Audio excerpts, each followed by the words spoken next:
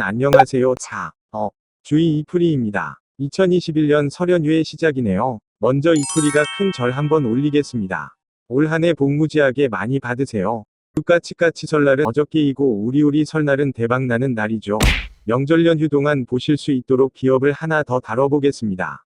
요즘 계속해서 기업 분석 영상을 올리고 있는데요. 잠시 쉬어갈 겸 머리 좀 식힐 겸 조만간 재무 영상도 올려보겠습니다. 자, 그러면 기업 분석을 시작해볼까요?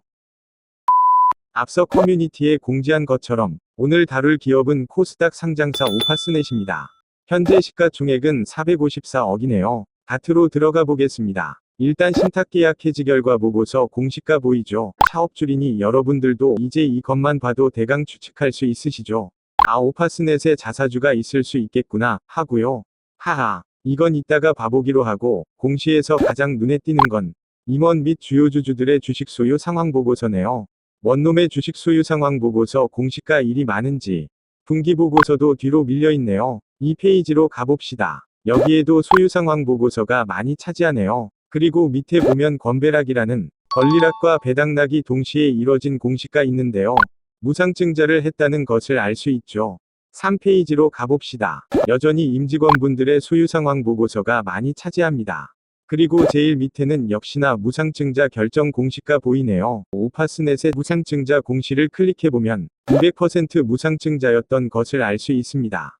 무상증자 전 주식수가 402만 5,900이 주인데 자사주인 10만 8,638주를 제외하고 200% 위증자를 하여 783만 4,528주의 주식을 추가 상장한다는 내용이고, 이 신주의 상장 예정일은 1월 21일이라 나와있군요.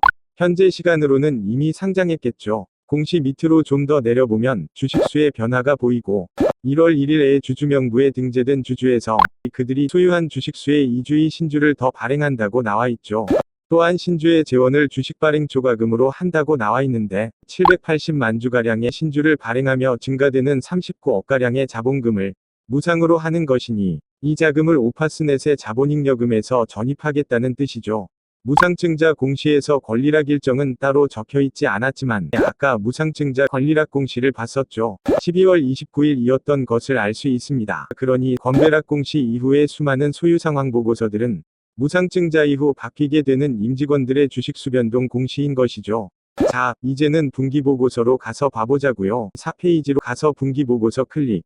오파스넷은 2004년에 설립되었네요. 소재지는 강남 대치동에 위치하고 있고요.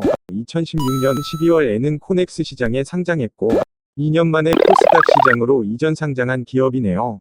종속회사는 없고 관계사는 두 곳이 있습니다. 사업상의 이유로 인한 지분 투자네요. 총 주식수를 보면 이렇게 나와 있는데 이것은 9월 말 기준이죠. 이후에 200% 무상증자를 했으므로 증자 이후 현재 총 주식수는 1100만 주가 넘는 것을 알 수 있고, 역시나 아까 추측했듯이 신탁계약으로 자사주를 취득한 것을 알 수 있습니다. 지분율을 봐볼까요? 이것도 역시나 9월 말 기준입니다. 이후에 무상증자를 했고 무증전으로 주식수 변동이 있었지만 지분율의 변화는 크지 않을 겁니다. 최대주주 및 특수관계인의 지분은 55% 정도임을 알 수 있네요. 지분율이 높군요. 다음은 자본금 변동 사항을 보겠습니다. 오파스넷의 설립 이후 자본금 변동 사항은 깔끔하네요. 자금 조달이 그리 많지 않았네요. 그래서 현재 최대주주 및 특수관계인의 지분율이 높은 것이겠죠. 또한 오파스넷은 추가로 자본금이 증가될 우선주, 전환사채, 신주인수권부사채 등도 모두 없습니다. 깔끔하네요. 종속회사가 없으니 이제 개별 재무제표를 봐보죠. 현금성 자산이 크게 줄었는데요. 현금 흐름표를 잠시 봐보면 순운전자산과 법인세 그리고 부채상환 등의 이유로 감소했다는 것을 알 수 있습니다. 매출채권도 줄었네요. 매출이 크게 증가했는데도 매출채권이 줄었죠. 오파스넷의 작년 말 기준 회수율을 보면 매출채권 회수율이 상당히 좋습니다. 흐름이 이전보다 개선되고 있다는 생각이 드네요. 그리고 오파스넷의 재무상태표에는 우리가 평소에 못 보던 통화선도라는 것이 있죠. 통화선도는 환율 변동으로 인한 환위험을 줄이기 위한 것인데 이것은 이따가 다루도록 하겠습니다. 기타 유동자산의 증가는 운영에 있어 드는 비용을 미리 지급한 것의 이유가 크고 재고자산을 한번 봐보면 오파스넷은 재고자산의 원가법을 하지 않고 저가법을 적용하네요. 아마도 오파스넷이 영위하는 사업 특성에 따른 재고자산 손실로 인한 법인세를 줄이기 위한 것이 아닌가 생각되네요. 이번에는 유형자산을 보면 감가상각의 이유로 감소했는데 그중 리스부채에 인한 비중이 큽니다. 얼마 전에 다룬 DTNC처럼 장치산업을 하지 않고 네트워크 시스템 관련 서비스를 하는 사업 특성에 따른 것이겠죠. 다음은 부채 부분을 봐볼게요. 앞서 말씀드렸듯이 전체적으로 부채가 감소했네요. 매입 채무를 비롯한 부채들을 줄였음을 알 수 있습니다. 이제 자본을 봐보겠습니다. 작년 대비 그동안 신주 상장이 없었다는 것을 알 수 있지만 이것은 역시 9월 말 작성 기준이고 이후에 무상증자가 되었죠. 증자에 필요한 재원은 자본잉여금으로 충당한다고 했으니 무상증자 이후에는 자본금이 39억가량 증가하고 자본잉여금은 감소해 있겠습니다. 그 변화를 감안했을 때 오파스넷의 자본금 대비 자기자본 비율은 꽤 탄탄한 것을 알 수 있네요. 이번에는 손익계산서를 보겠습니다. 매출이 크게 증가했습니다. 누적으로는 전년 대비 18%가 증가했고 3분기만 비교하면 전년 동분기 대비 35%가 증가했습니다. 엄청난 성장이군요. 영업이익도 당기순이익도 개선되었고요. 그러나 오파스넷의 누적 영업이익률은 5% 밖에 되질 않습니다. 오파스넷은 매출원가가 85%에서 87%에 해당될 만큼 큰 비중을 차지하는데요. 네트워크 통합 서비스라는 특성 때문에 용역이 필요하고 매출의 증가는 용역 매출원가의 증가로 바로 이어집니다. 따라서 고정비 성격의 매출원가율이 좋질 않아서 이익은 작네요. 매출이 증가해도 이익의 증가는 더디지 않을까 생각되는군요. 또한 아까 우리 통화선도라는 항목을 봤었죠. 모든 기업이 다 그렇지만 오파스넷은 환율 변동에 영향을 받는 기업입니다. 특히 오파스넷은 사업에 필요한 네트워크 장비를 외국에서 수입하기 때문에 네트워크 장비 관련 원재료의 수입이 환율에 민감하게 작용할 것 같군요. 개인적으로 앞으로의 경기 사이클은 환율 상승기라 생각되는데 효율적인 원재료 매입으로 인한 환차손 관리, 또 통화선도 계약을 통해서도 환차손 리스크를 줄여야 할 것이라고 생각되네요. 그러면 세계 연도 손익을 봐보죠.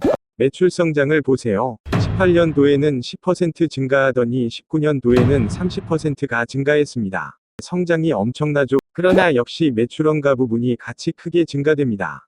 따라서 큰 매출 증가에도 영업이익에서의 변화는 거의 없죠. 역시나 고정비용이 큰 사업 특성을 추측할 수 있겠습니다. 그리고 19년도를 보면 법인세 비용이 크게 증가했고 따라서 마이너스 118억이라는 큰 순손실을 보았었네요.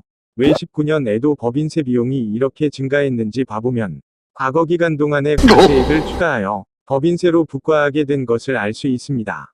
세무조사가 있었나 보군요. 그래서 법인세 비용이 크게 증가하면서 순손실을 크게 본 것입니다.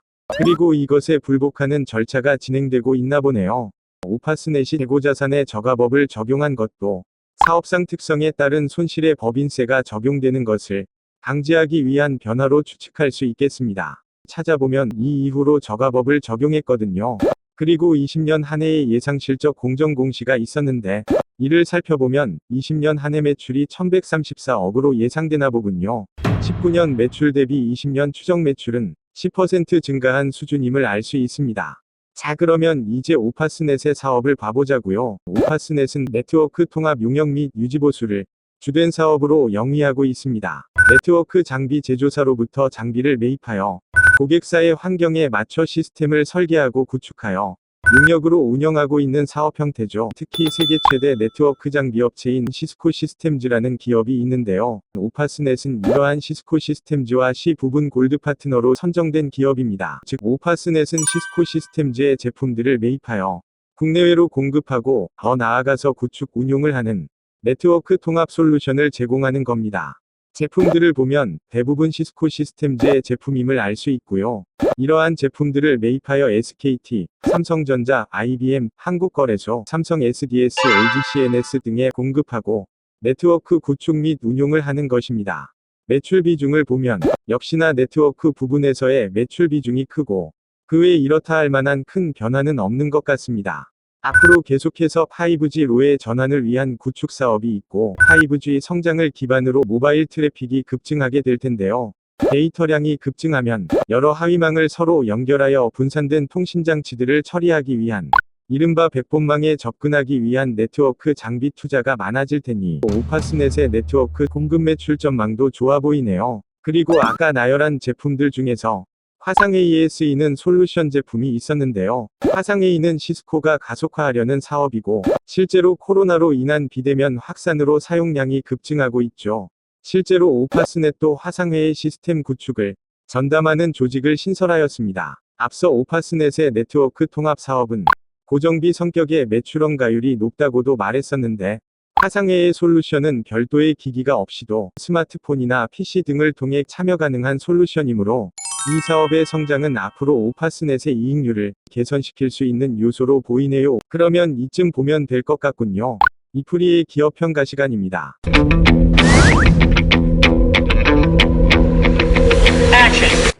오파스넷은 사업성 3.8점, 재무건전성 3.8점, 투자 가성비 4.1점, 총점 3.9점입니다. 사업의 성장이 좋으나 해외로부터의 매입이 필수라는 점, 그리고 앞으로 환차손 관리를 잘해야 하는 점, 높은 매출 성장이지만 높은 매출원가율을 가졌다는 점, 그리고 그럼에도 불구하고 실적 규모 대비 가성비는 적절하다는 점을 고려하여 이러한 평가를 내렸습니다. 자, 오늘도 이렇게 기업 분석을 해봤네요. 설연 휴 동안 운전 조심하시고 코로나도 조심하시어 즐거운 시간 보내시기 바라겠습니다. 쉴 때도 기분 좋게 잘 쉬어야 건강한 투자 체력을 보충할 수 있습니다. 연휴가 끝나면 바로 2월 셋째 주가 되겠군요. 역시 시간은 참 빠르죠. 이상으로 주의 이풀이었습니다. 감사합니다.